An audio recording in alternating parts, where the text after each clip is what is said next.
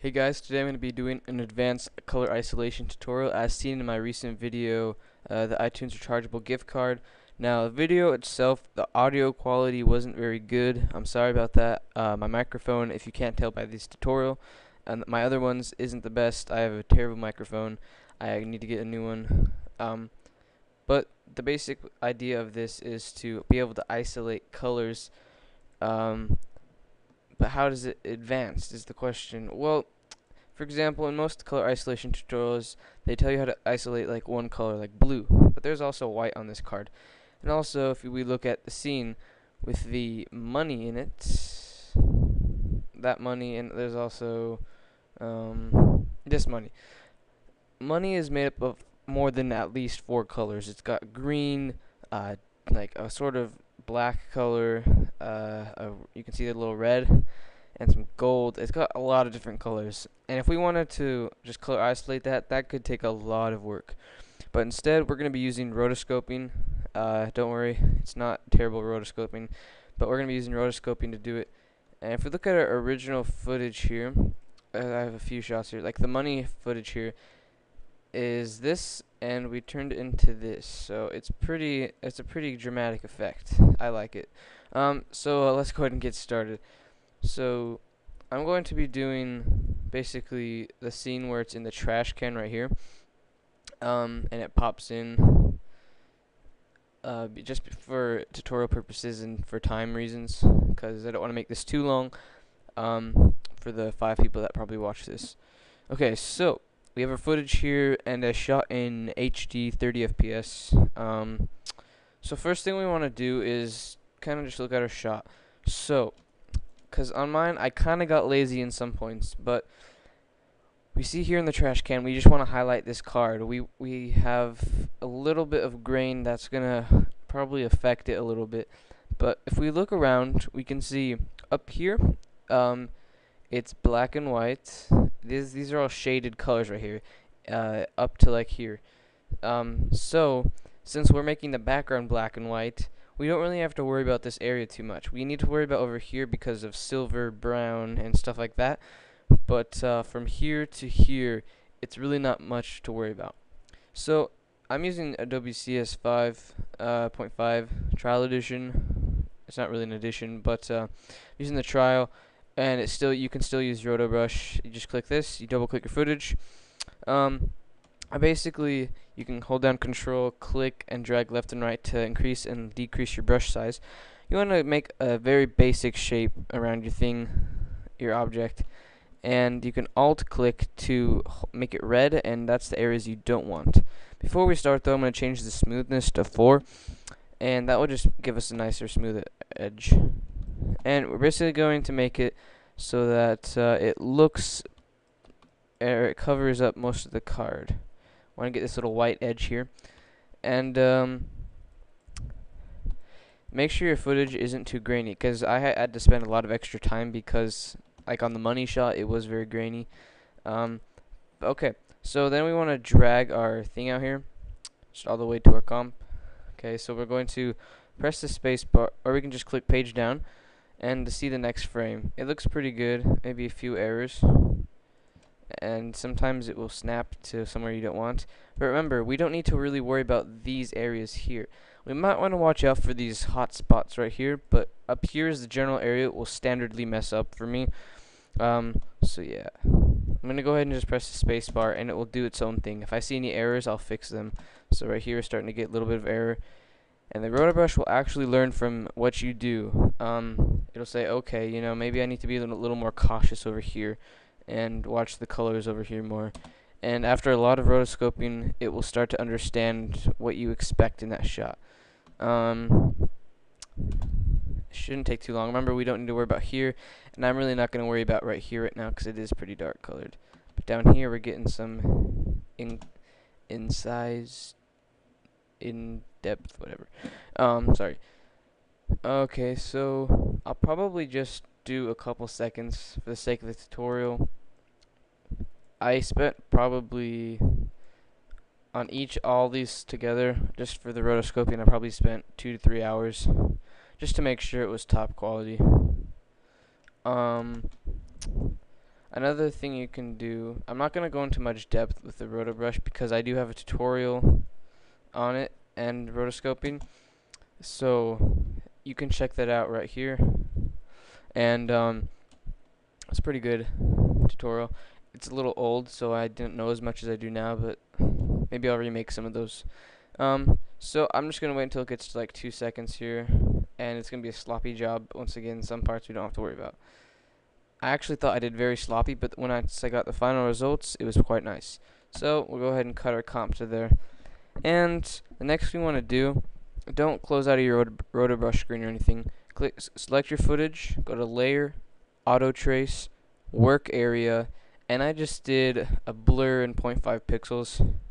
And what this is going to do, it's going to generate a mask. So wherever this is and animates, it's going to create a mask path for it in each frame. So it's basically making it look like you rotoscoped by masks the whole time. And that's why I only did 2 seconds, because it is a bit of a slow process. But essentially with this, we'll have more options than the rotobrush does, because we'll have a mask and we can do mask feathering, expansion, and stuff like that. You can do it up here, but I just prefer it in the mask level. And masks, you can actually edit, unlike the rotobrush, is a lot harder. So we got one more second here. And I had to do this for sometimes like 11-second clips, which got a bit old. And sorry, just making sure my screen recorder is still running. I was getting a bit nervous there. Almost done here. Sometimes we'll have to repropagate the rotobrush, which means it's going to have to figure out where the lines were, basically. So yeah, it's about done here. It's at frame, I think it's done actually. So once it's done, we can double check by clicking U on our footage, and it looks like we have it for the majority. I'm not going to really worry about getting it for the rest. So, and then after that, we can delete our rotobrush. No more worrying about propagating. So if we go back to our comp here, you can see we have an animating mask for each of the frames. So the next step that I do is I duplicate our footage, Control D, or edit duplicate up here, and on the top layer, go to the mask properties, and you can see it has not applied any of these to the mask, so we're going to click add on it. That way it's just the mask there. I'm also going to feather it probably around 4 pixels for now. That will be good. And on the bottom, we're going to subtract the mask. Now we're going to fix these edges later. You can see they're kind of nasty. But basically on the back layer, to get that tinted effect, we're going to go to Effect, Color Correction, Tint obviously, and instantly we have the somewhat good result that we saw earlier. So now we can do some edge correction. You just have to kind of mess around with it. See, we did get some nasty stuff right there. Like I said, you want to be careful with that. But if we look at it from the normal distance and render it, which will render fast without the rotobrush, it looks pretty good actually. Of course, I could have, fixed some of the stuff right there, the edges, but you can always go back in with your mask and fix it. And sometimes it's just because of your feathering or mask expansion, that kind of stuff. And you can mess around with all the settings and get that general idea. So, if you have a long piece of footage such as this one, this one was actually nice because it was a flat image, but this is over 15 seconds that I had to auto trace. It took quite a while, but it produces a very nice result in the end. Like this one, this took a long time to rotoscope because you can see here, you want to be careful with motion blur. It makes your rotoscoping a lot harder. You can see there are some noticeable edges that you can see, unfortunately see that it didn't get, but it's still pretty hard with the rotobrush, and that's why we can get rid of it with motion blur. So if you have any motion blurred scenes like this where it's really blurry, one thing you can do is just to do your best, because rotobrush will take a long time with that. And the last thing I want to go over in this tutorial is the effect in the video that we used, and it is raining money. We used the same exact technique for this, and luckily again with the motion blur it hides most of the imperfections. So what we did, we took some footage of me dropping some spare money I had. Let me find it here. Yeah, here it is. Drop that into a comp really fast. So I just dropped some money. I found some good shots of where the money fell, and we'll take this one for example. Basically, we'll make the comp length just where the money is in frame. So it actually is pretty nice because it's not too long. It's like what, half a second or so. So once again, we'll double click our footage. I'll do this really fast. Roto brush, and when you get this motion blur, it makes your job a lot harder. So you have to spend a little more time in these scenes, but luckily the frame length is a lot less in length. And essentially, this will create, I'll just actually run this through because I really don't want to spend the time right now. It will create a transparency on the money, which you then can use to basically insert into any footage you want, which is awesome. And yeah, I know it's ugly. This process took me a long time, so I don't want to waste your guys' time. You have better videos to watch, don't you? Yeah, I bet you do.